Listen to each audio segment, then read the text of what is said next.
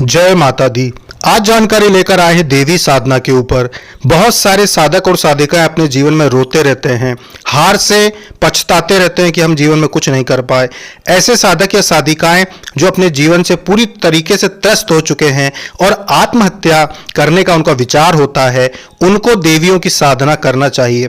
कौन सी देवियां और क्या क्या इनसे शक्तियां प्राप्त होती हैं? देवियां बहुत प्रकार की होती हैं, जैसे बड़ी शक्तियों में 9 दुर्गाएं, 10 महाविद्याएं, 64 योगिनी जैसी बड़ी शक्तियां होती हैं।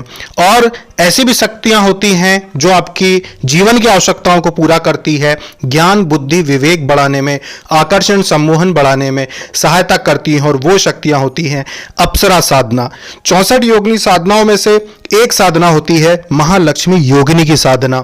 इन देवियों की साधना करने से आपको ज्ञान बुद्धि विवेक बढ़ता है, खतरे को भांपने की शक्ति आती है। राजनीति के क्षेत्र में जो आगे बढ़ना चाहते हैं उनको बुद्धि में तर्क करने की शक्ति आती है कि वो किसी भी चीज को समझ सके, कैसे उनको आगे बढ़ना है, कैसे राजनीति में विजय पाना है, कैसे कोई व्यापार में अगर आगे बढ़ना चाहता है तो कहां उसको धन लगाना चाहिए, कहां नहीं लगाना चाहिए। ये सारी चीजें प्राप्त होती हैं देवियों की साधना करने से। जो व्यक्ति देवी की साधना करके अपने जीवन में आगे बढ़ता है, अन्य व्यक्ति से वो हमेशा आगे ही रहता है। बड़े से बड़े धनवान कुल के लोग जो बहुत ज्यादा धन संपत्ति के मालिक हैं, देश में बहुत प्रचलित हैं, उन्होंने भी कई देवी मंदिरों में बहुत सारी धनराशि दान में दी है। कई मंदिरों में निर्माण करवाया, कई मंदिरों में साधनाएं करवाई, हवन यज्ञ करवाए, भंडारे करवाए, जिनकी वजह से माता कृपा उन्हें प्राप्त हो गई, जिसकी वजह से वो आज इतने उन्नति करते हैं। देखने में लगता है कि बहुत अधिक धनवान लोग आस्थावान नहीं होते, पर हकीकत यही है कि जो जितना ज्यादा आस्थावान रहेगा उसकी संपत्ति उतनी ज्यादा स्थायी होती है। इसीलिए हर साधक साधिका को, साधिकाएं खास करके जो नरक सा जीवन अपने ससुराल में झेलती हैं, नरक सा जीवन अपने ससुराल में बिताती हैं, जिनका कोई सम्मान नहीं होता, एक बार शादी हो जाए उनकी सुंदरता कोई मायने नहीं रखती, उनका कामकाज कोई मायने नहीं रखता, सिर्फ और सिर्फ उनको सहना होता है, सिर्फ और सिर्फ लोगों की बातों को मानकर झुककर चलना होता है, उनकी अपनी कोई राय मायने नहीं रखती, उनका अपना कोई फैसला निर्णय किसी भी प्रकार का मायने नहीं रखता, उनका अपना कोई मैनेजमेंट मायने नहीं रखता, उनको दूसरे लोगों के अनुसार हर चीजों को मैनेज करना होता है, दूसरे लोगों के अनुसार उनको निर्णय लेने होते हैं, और दूसरों के अनुसार इनको तब तक चलना पड़ता है जब तक कि उम्र उनकी 60-70 वर्ष ना पहुंच जाए, तब तक उनके हाथ में कुछ नहीं आता। तो इतनी ज्यादा तकलीफों में जो साधिकाएं ससुराल में जी रही होती हैं, उन्हें भी देवियों की साधना करना चाहिए और अपना तपोबल बढ़ाना चाहिए, जिससे कि उनसे दुश्मनी रखने वालों के मन में भय की उत्पत्ति हो, उनको दुश्मन मानकर उनके ऊपर बहुत सारे अत्याचार करने वालों के मन में वो भय इतना जाग जाए कि उनका उच्चाटन हो और उनका साधिकाओं के ऊपर से ध्यान हट जाए। ऐसे दुश्मन, चाहे वो ननद हो, ससुराल का पक्ष की कोई भी महिला हो या पुरुष हो, अगर आपको परेशान कर रहा है, अगर आपके जीना मुश्किल कर दिया है, तो उन्हें अपने से दूर करने का सबसे अच्छा उपाय है कि आप देवियों की साधना में आओ। सबके मन में भय आ जाएगा, चाहे वो पीठ पीछे कुछ भी बोले, पर सामने उनके मन में भय आ जाएगा। वो साधिकाओं को तकलीफ देना बंद कर देंगी। अगर बंद नहीं करेंगी तो देवियों की शक्ति इतनी शक्तिशाली होती है कि ऐसे दुश्मनों को दंड देती है, साधिकाओं की रक्षा करती है। तो जो भी साधिका ससुराल में परेशान है, जिस भी साधिका को लगता है कि मेरा जीवन नरक के समान है, उनको देवियों की साधना करना चाहिए।